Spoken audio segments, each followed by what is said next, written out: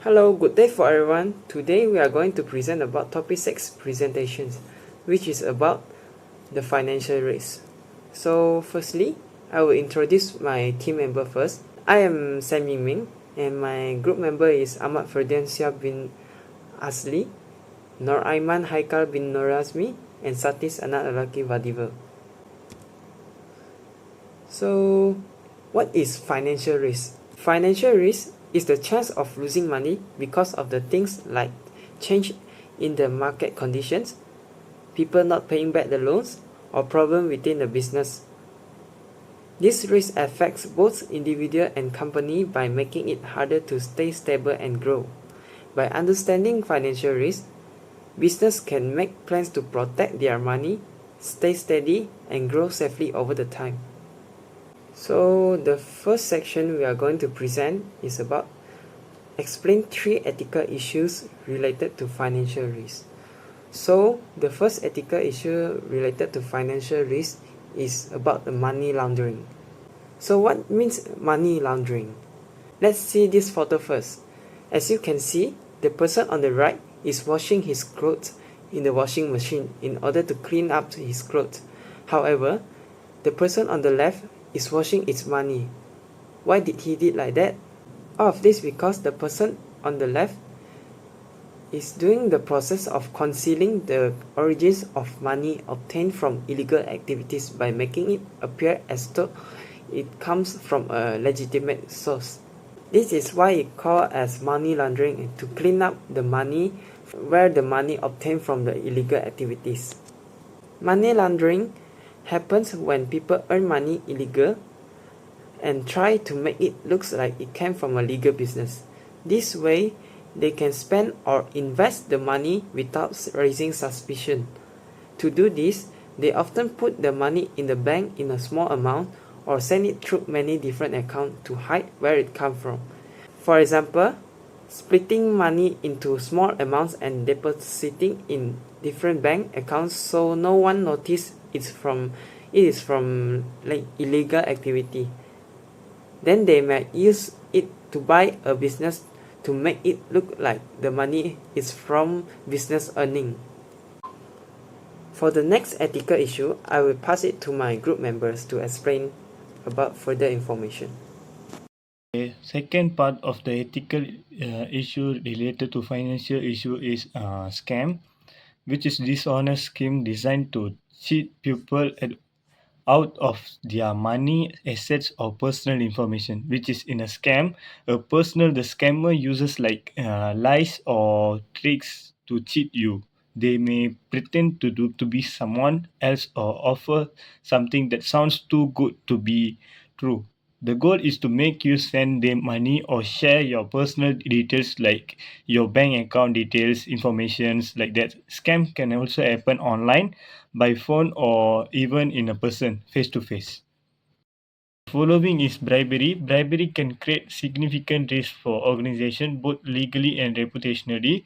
Bribery involves offering, giving, taking, or requesting some form of benefits to influence decision or action in a way that may be illegal and unethical, or a breach of trust. Bribery leads to a biased decision making and can distort financial reporting, making it critical issue in finance.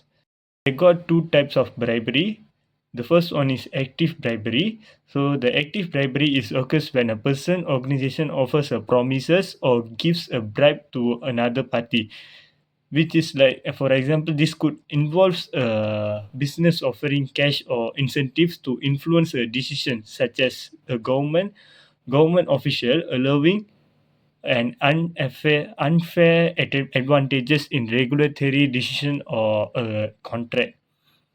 The second type of bribery is passive bribery. So, passive bribery is when a person requests, receives, or accepts a bribe. This happens when the person is in power, expects, or asks for a reward to do something favorable, even if it's their duty to act impartially. Moving on to the slide now, let's talk about the common strategy used to mitigation financial risks, especially this related to the ethnic issue like scam, bribery, and money laundering. Financial institutions generally rely on the four main pillar approach. The first one is avoid. This means the completely removing or sharing regularly of the risk whenever possible. For example, avoiding a high risk transaction or market can minimize the exposure. The second one is transfer. This approach involves shifting the risk to another party like purchasing insurance or using the third-party partnership to handle the curtail risk operation. The third one is accept. Sometimes it may be more cost-effective to accept a risk as long as it's monitored carefully and deemed manageable. The fourth one is limit. Limiting a risk is about taking the measure to reduce its potential impact. This could involve the setting up internal control and monitorized system.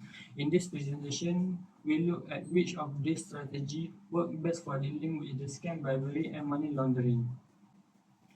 Now, in the slide 10, we discuss effective strategy to mitigate scams which are increasingly common in the financial sector. The first one is about the first strategy here is avoidable. Financial institutions can reduce their exposure to scam by implementing strong internal control and regulation education both customer and employer. For instance, training employee to recognize phishing attempt and advising a customer on the safe banking practice can help to avoid scam risks from the start. This approach is suitable because it preventing scam before they happen is often easier and less costly than dealing with the aftermath. The second one is limit. Another approach to dealing with the scam is limitation. Using the advanced monitoring tools and fraud detection software can help institutions quickly identify the suspicious activity, limiting the impact of any scam attempt. This approach is effective because it allows the institution to react to red flag earlier and minimize the potential losses. So for the scam, the more suitable strategy are avoiding and limiting risk by prioritize education, vigilance, and monitoring. On the slide 11, let's look at the strategies for mitigation bribery risks, which can be harmful not only the financial institution but to the fairness of market overall. The first one is transfer. The first strategy is to transfer the risk. This involves implementing strong compliance and legal policy as well as the conducting regular ethnic training for the employee. When an organization set this standard, they effectively will transfer part of the responsible to employees, ensuring they are aware of consequences and of any behavior. This approach works because it allows accountability with employees' action and reduces the chance of institution liability.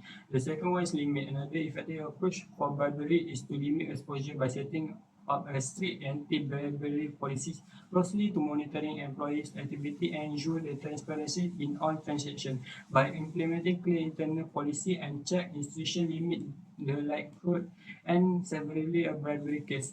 This strategy is suitable because it creates deterrence and make any attempt at a bribery more visible and easier to catch.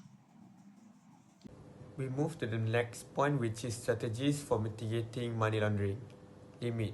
The most suitable strategy for mitigating money laundering is limit, which means limiting the risk. The most common mitigation strategy is risk limitation. For example, business takes some type of action to address a perceived risk and regulate their exposure. It allows an organization to proactively manage and reduce exposure to illegally financial activities through a structured, layered approach. So the explanation is it involves proactive measures such as customer due diligence, transaction monitoring, and staff training to detect and prevent illicit activities, ensuring compliance with regulation, minimizing financial and reputation harm, and activity reducing exposure to potential threat. Last but not least, we move to the conclusion. It is an extremely important part of any organization for stability and growth. In general, effective risk management involves identification, determining the impact, and applying strategies that best suit the situation, such as avoidance, transferring, limitation, and acceptance of risk. Diversification, strong internal control, and periodic financial monitoring reduce threat, enabling the organization to march along with changing financial weather. In the long term, a balanced strategy towards financial risk management protect your asset and create the condition for their success. That's all from me and my group members. Thank you.